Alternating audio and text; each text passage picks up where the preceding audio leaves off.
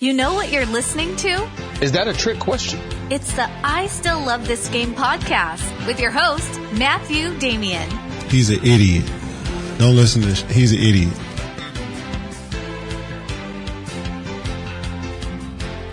Hello and welcome to the I Still Love This Game podcast. One of the more frequent questions that I get on this show is, which NBA draft class do I think is the best of all time? And to me, there's really only three candidates for that. And that's obviously the 84 draft, the 96 draft, and the 2003 draft. Now, the 84 draft, to me, is the best one because you've got two of the top 10 players of all time, although it's a little bit more top-heavy than the 96. And to me, quite honestly, I don't think the 03 one really deserves to be in there. I think the top two ones are 84 and 96, and then whichever order you have those two in. And then you have the 03 one, which is the clear-cut third at this point, and then everyone else. Regardless, you're not going to find a whole lot. It comes down to preferences and opinions. So you're not going to find a whole lot of argument from me if anyone says the 96 draft is better than the 84. But I did want to talk about what the legacy is of the 96 draft, because everyone knows, as I said, the legacy of the 84 draft is quite honestly the dream team, because you got Stockton, you've got who's the all-time assist leader, all-time steal leader, you got Jordan, the best player of all time, you got Hakeem Olajuwon, in my opinion, the most skilled big man of all time, most versatile big man of all time, and he was really a power forward that played center position, which actually gave him a huge advantage because of his footwork and versatility. It was an absolute matchup nightmare for even the most athletic centers like David Robinson or Shaquille O'Neal. But what is the legacy of the 96 draft? Is it simply that they had more depth? Because that's without question, and we'll get into that in a second. But before we get into that, I did want to talk about the context of the league and the excitement of the league and how this just added to it. So obviously, you know, we've got to go back a little bit further than even 1996. We've got to go back a couple of years prior to that, and that's, of course, Jordan's retirement. So Jordan had boomed the NBA to popularity that it's never seen before. And quite honestly, from a global standpoint, no American sports league had ever seen before. It was incredible. And of course, this was under David Stern's vision as well. But Jordan had a lot to do with it. And the NBA was just a wonderful product. It really was. But then Jordan retired. And then in 94, we saw a lull. The ratings dropped. You know, Hakeem emerged. But the brand of basketball was boring. There wasn't a whole lot of people's curiosity wasn't captured the same way it was with Jordan. Now, Jordan did return in towards the end of the 94-95 season, but the NBA was starting to pick up again. The boring brand of basketball with the Rockets was now a curiosity factor because the Rockets were, despite being the NBA champions, were the 6th seed. They picked up Drexler. They still struggled. They struggled really until Vernon Maxwell was benched, and they because they were starting Drexler alongside Maxwell. But once they benched Maxwell and started Ellie along with Horry and of course Olajuwon, and then you had Kenny Smith along with Sam Cassell, that team started to really pick up momentum. And you had the emergence of Shaq and Penny Hardaway and the Orlando Magic. Along with, you know, the Spurs, you saw the Lakers had missed the playoffs in 94, but they were back in 95 with Nick Van Exel, Eddie Jones. You had Grant Hill was a promising rookie, as was Jason Kidd. The NBA really picked itself back up, and despite Jordan and the Bulls not making the finals, the Orlando Magic and Houston Rockets finals was something to behold as a basketball fan, as well as the Rockets' entire run to the finals, of course, being down 2-1 and winning 2 elimination games against the Utah Jazz, and then being down 3-1 against the Houston Rockets with Barkley, and coming back from that. So they faced 5 elimination games and somehow survived that in the first 2 rounds. And then they just went on a tear. Hakeem Olajuwon made league MVP. David Robinson looked like there was a significant difference, and there was, and he did the same thing to Shaq afterwards in the NBA Finals. So that was the 95 season. And then in the 96 season, we saw the Bulls with Jordan with a full training camp. They brought in Dennis Rodman. re-emerge and take their crown back. And it was the most dominant season in NBA history. 72 wins, which is no longer the record. Of course, the Warriors have the 73 wins, but there's no question that the Warriors, because they didn't win the title, obviously, that the Bulls had the best season of all time. Jordan was the MVP. Jordan, Pippen, and Rodman were all defensive first teamers. Jordan and Pippen were all NBA first teamers. Phil Jackson was coach of the year, the only time he's ever been coach of the year, which is hard to fathom considering how many titles that guy has won. Dennis Rodman was a league leader in rebounding. Jordan was a league leader in scoring. Tony Kukoc was a sixth man of the year. It was dominant. It was really, really dominant. And except for one hiccup, or two hiccups really, against the Seattle Sonics in the finals, it was maybe the most dominant playoff run we've ever seen as well. Because what you consider was their biggest weakness was at the center position. The Bulls swept Miami in the first round, who had Alonzo Mourning, Hall of Fame center. They beat the Knicks, who had Patrick Ewing, in 5 games. Once again, Hall of Fame center, two-time gold medalist, excuse me. And then they swept the Orlando Magic, who had Shaq at center. Unbelievable stuff, considering that's their biggest weakness, right? And the league, the basketball world, the sporting world was abuzz. Jordan Mania was at an absolute high. Space Jam was out. It was an incredible time, the mid-90s. And that's when the 96 draft happened. And when you look at some of the names that came through because of this, let's just go through the list. Obviously, you got Kobe. You got Iverson. You also got Steve Nash, who ironically stole 2 MVPs at the expense of those guys. 05 should have been Iverson's, and 06 clearly should have been Kobe's. Ray Allen, all-time three-point shooting leader. Ben Wallace, in my opinion, the best defensive player we've seen since Bill Russell, the most impactful defensive player we've seen since Bill Russell. Four-time defensive player of the year, should be in the Hall of Fame, but is not. Jermaine O'Neal was, at his peak, was in the count on one hand superstars in the league. In 2004, he was, I felt like he had just as good of a claim to be league MVP as what Kevin Garnett did. He led his team to the Indiana Pacers to 61 wins, and obviously Garnett led his team to the top record in the Western Conference. But what Jermaine O'Neal led his team to could not be understated. Peja Stojakovic was also in this class. He was an incredible player, completely overlooked. At his peak, he was a top 5 to 10 player in the league for the Sacramento Kings. Just as Weber started to decline, as his injuries started to pick up, you saw the ascension of Peja really becoming the focal point of that offense. You had Derek Fisher, 5-time NBA champion. Stephon Marbury should be in the Hall of Fame because of his, not just what he did in the NBA, but what he's done in China in terms of expanding the game. Sharif Abdul-Rahim, I'll get it out correctly. Sorry, Sharif. I know you listen to the show, Sharif. I'm sorry. I'll get you on at some point. But yes, Sharif was... he may have had the best rookie campaign out of all of them. He was unlucky to not win Rookie of the Year, and he was a 2-time NBA All-Star. Marcus Camby, one of the top shot blockers in the league during his career, and he was a Defensive Player of the Year. Ilgauskas was an all-star before LeBron got there. People forget about that. They think that LeBron always makes his teammates better. Ilgauskas was actually an all-star prior to LeBron joining the Cavs. And then Antoine Walker. I knew I was forgetting someone. Antoine Walker was a multiple-time all-star, and one of the very few players that has won a college championship as well as an NBA championship.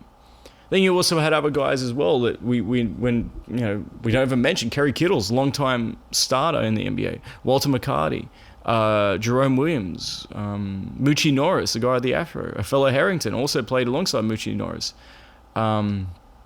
Malik Rose won a couple of titles with the Spurs. Jeff McInnes, Chucky Atkins. All these guys had long NBA careers. So when I talk about the depth of this draft class, I wasn't kidding. And when you look at this and you look back at all the names, and as I said, all the depth as well, this draft really only comes down to 2 players and one city, really, and that's Kobe Allen Iverson, and Philadelphia.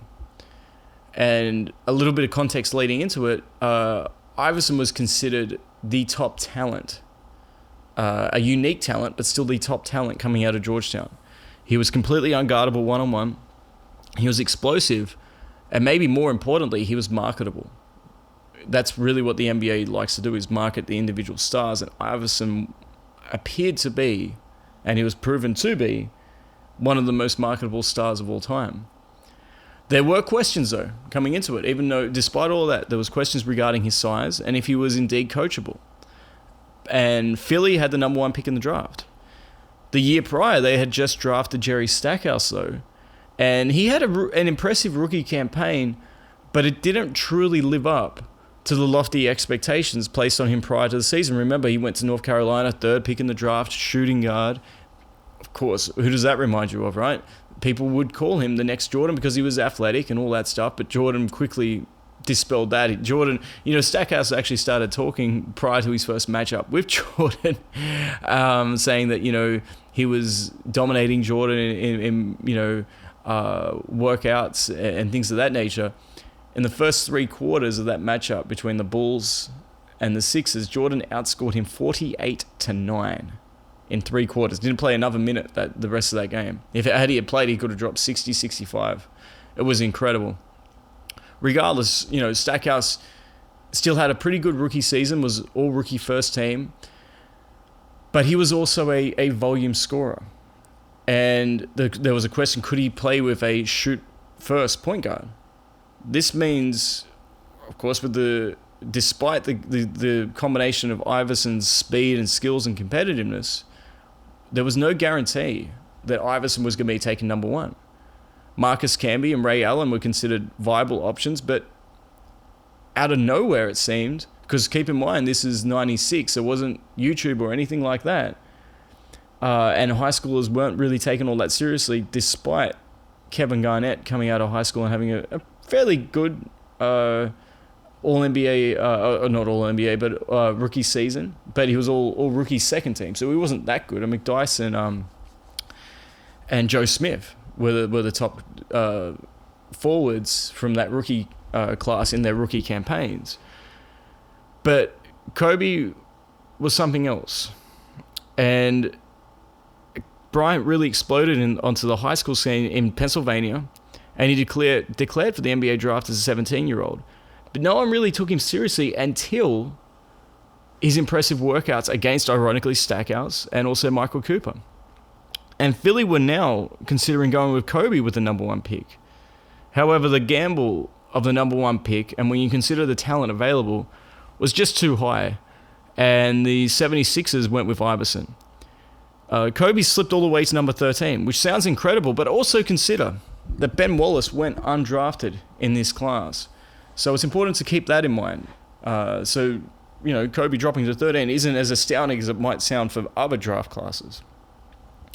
The funny thing is, Charlotte didn't even want him. Charlotte only took him so they could trade him to the Lakers for Vlade.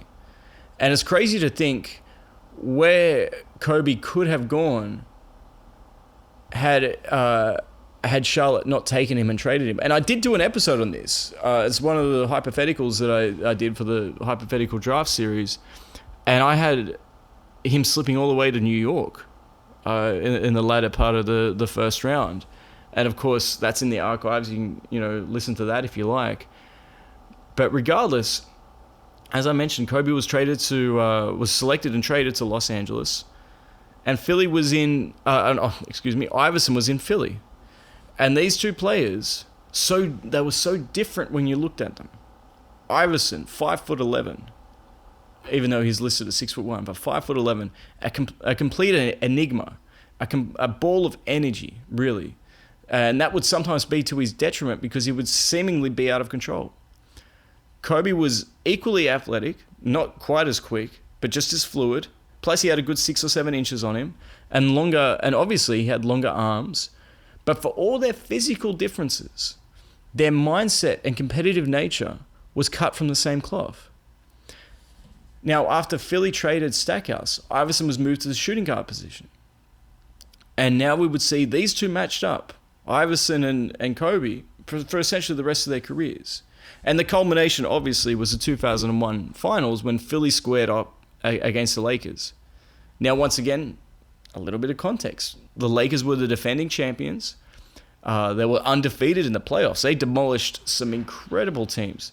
They took out Portland, who was stacked. They took out Sacramento, also stacked. And they took out San Antonio, who just 2 years prior were the NBA champions. And Tim Duncan was making a claim as being the best player in the league. Philly, on the other hand, despite being the top seed in the Eastern Conference, had to go through back-to-back 7-game series. In fact, they had to play 18 games just to get to the final, and the maximum games that you could play if you were extended to the brink of elimination all the way through was 19, because, best out of 5 in the first round, just to reach the finals. The Lakers, they only had to play 12. So that's essentially an additional playoff round. The stage was set for the Lakers to really take care of Philly quickly. But Iverson put in one of the greatest performances in NBA history. He lit up Kobe for 48 points and almost single-handedly ended that playoff run that the Lakers had. It also put the world on notice that the 76ers were a genuine threat for the title. The Lakers survived Game 2, despite a bad game from Iverson, and the series did shift to Philadelphia, which was, of course, Kobe's hometown. Momentum, along with the home court, was still with the 76ers in Game 3, despite losing Game 2. But Kobe ran off 8 straight field goals to put the Lakers back in control. However, Philly did stick around until Shaq fouled out. This was now Kobe's time to shine, and he stepped up with a huge basket, which forced Philly to double him, which led to Horry being wide open and stealing the game. Of course, Philly never recovered, and they would lose in 5 games. And Kobe would be a 2-time world champion at the age of 22. For the next 5 years, these guys would be the standard of excellence at the guard position. Iverson's last truly great season was 2005, when he moved back to point guard, and he averaged 30 points and 8 assists, and he would lead his team to the playoffs despite very limited help from a young Iggy and Kyle Korver. The MVP would go to Steve Nash, but Iverson was the best player in the world that season. The next season, Kobe averaged 35 points per game, but once again, and even more mind-boggling, Nash won MVP. In 2008, Kobe would claim MVP honors, along with returning to the finals. En route to the NBA Finals, in the first round actually, Iverson was now in Denver, and these two would meet up again. Iverson put up 25 points per game, but Kobe was the class of the league and thoroughly outplayed him, averaging 34 points per game, 6 assists per game, as well as 5 rebounds per game. The Lakers swept the Nuggets, but they would lose in the NBA Finals to the Celtics. The Lakers responded to that by winning the next 2 titles. These would be the last 2 moments of team glory for Kobe, and it would take LeBron, Wade, and Bosh teaming up before the basketball world took its focus away from Bryant. Kobe's career finished with 5 rings, 2 gold medals, league MVP, 2 finals MVPs, 18 times All-Star, 4 All-Star Game MVP, including one in Philly, which was the season following the Lakers' championship victory over the 76ers, and the Philly crowd booed him when he received his trophy. He was the 3rd all-time leading scorer, which was ahead of Jordan when he retired.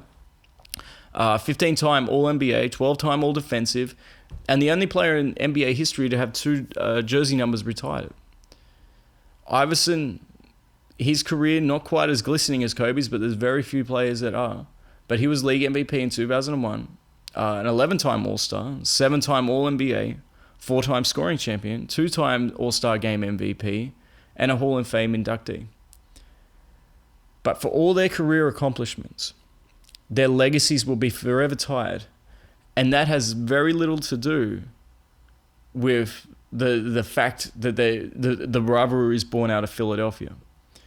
It has everything to do, I think, because their careers lined up perfectly with each other, and also they shared the same burning desire to win.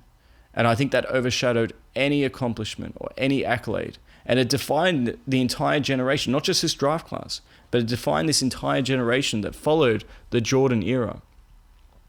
And I think that is the legacy of the 96 draft. It's those two guys. Because as I said before, as I read off all those names, you had all those accomplishments from Ben Wallace being maybe the best defensive player since Bill Russell. Ray Allen, all-time three-point leader, which is becoming more and more of a focal point. It's just a matter of time before Steph Curry gets it, unless if he gets injured. I get that. He's just keeping that warm. But still, that's a hell of an accomplishment. And that shows the value that he has. And you also had, other great players. Steve Nash, a two-time MVP, although he didn't deserve either of them, he's still a two-time MVP. These are some great, great players. And they get completely overlooked because, basketball, despite what people say, it's still very much an art. It's not a science. And what we saw from those guys really galvanized an entire sporting generation. Now, the other thing that I wanted to do in this episode was to actually do a redo of this draft, because it's easy to sit in hindsight and not apply context to this and just line up the top 13 players and say where they're going to go. So I'm going to finish this up by going through the entire list in the entire order and take into account the context of who was on the roster and what they were trying to achieve by using hindsight. So Philly obviously is the number one pick, has a number one pick, and there's no question in my mind that they take Kobe. And I know this really hurts because Iverson was my favorite player of all time, and he's beloved in Philly, but there's no way the 76ers pass him. There's absolutely no chance of that happening. The same thing would happen if we redid the draft, the 84 draft. And as much as Hakeem Olajuwon was a complete success for the Houston Rockets, there's no way they're passing on Jordan. The Raptors had the number 2 pick in the draft. And I'm going to say they're going to take Jermaine O'Neal. And you might be saying, what? Jermaine O'Neal? You got Iverson, you got Nash, you got Ray Allen, you got Ben Wallace. But yeah, I'm going to say they're going to take Jermaine O'Neal. Because the Raptors had the reigning Rookie of the Year in Damon Stoudemire. And either Nash or Iverson, they would have clashed with him. Stoudemire and Iverson, especially at this stages of Iverson's career, they would have been explosive, but they wouldn't have played off each other. They both needed to score, and they needed to score with the ball in their hands, creating their own shots for themselves, which means a lot of dribbling. And if you went with Nash, who's the other option, really, at this point, Nash and Stoudemire would have been a complete defensive liability. At a time, because you got to take into account what kind of guards you had back then. You had Jordan, you had Drexler, you had Richmond, Gary Payton, Reggie Miller.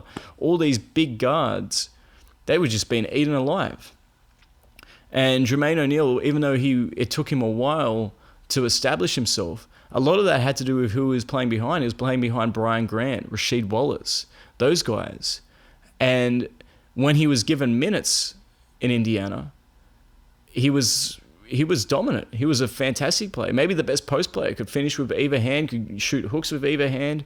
Excellent shot blocker, excellent rebounder. Could play either forward or center. Wonderful, wonderful teammate, great leader as well. And as I mentioned before, he was third in MVP voting on a 61-win team in 2004. He was everything that Toronto really hoped Marcus Camby would turn out to be when they drafted him number 2 overall. So if they could get the guy they were actually after, I think it's not a no-brainer because obviously he got a lot of talent that's available, but I think they would have gone with him. Number 3 is the Grizzlies, and I think they take Steve Nash. Now keep in mind this is the Grizzlies that were located in Vancouver before they moved to Memphis.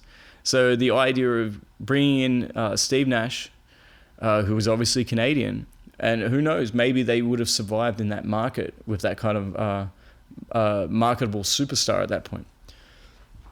Excuse me. Number 4 is the Bucks.